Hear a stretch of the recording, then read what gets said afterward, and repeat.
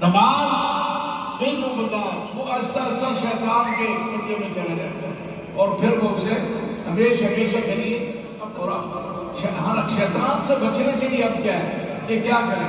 اس کے بعد نماز ہے، شرک سے بچنا ہے، بدعات سے بچنا ہے، اخلاص نیت میں جو ہے اس میں ملاوٹ نہیں کرنی، اور اس کے ساتھ نماز کے ساتھ اذکار ہیں، ذکر کو بہت زیادہ نقصان ہوتا ہے۔ شیطان جو ہے نا وہ ذکر سے بھاگ جاتا ہے۔ ابن قیم رحمہ اللہ نے لکھا ہے کہ ذکر کرنے سے جو زبان سے ادا کرتے ہیں نا کلمہ لا الہ الا اللہ، یہ اس پہ سب سے بھاری ہے۔ یہ ذکر تم زبان سے کرتے ہو، اس کے منہ پہ جوتا مارتے ہو۔ لا الہ الا اللہ پڑھتے ہو، اس کے پیٹھ پہ جو ہے بار ہوتا ہے،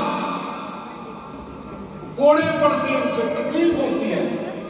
کبھی سمجھ کہ جس طرح تم اپنی سواریوں کو تھکا دیتے ہو، یعنی اونٹ پہ لوگ بیٹھتے تھے یا گھوڑے گدھے پہ اتنا لمبا درمیان میں رکتے نہیں اور اپنی سواری کا بالآخر وہ سواری تھک آ کر گر جاتی۔ اسی طرح فرمایا کہ بندہ مومن جو ہے نا وہ اتنا ذکر کرتا ہے کہ شیطان ماندہ ہو کر لاغر ہو کر گر جاتا ہے، اور پھر وہ کہہ دیتا ہے کہ یہ بندہ میرے پاس سے گیا۔ ذکر جو ہے بہت زیادہ ضروری ہے۔ نماز کے بعد ذکر کرنا یہ بہت ضروری ہے۔ ذکر کتنا کریں گے؟ ایک ایک کلمہ لا الہ الا اللہ، سبحان اللہ، الحمدللہ، اللہ اکبر، یہ اگر آپ پڑھیں گے تو شیطان آپ کے قریب نہیں آ سکتا، تو بھاگ جائیں۔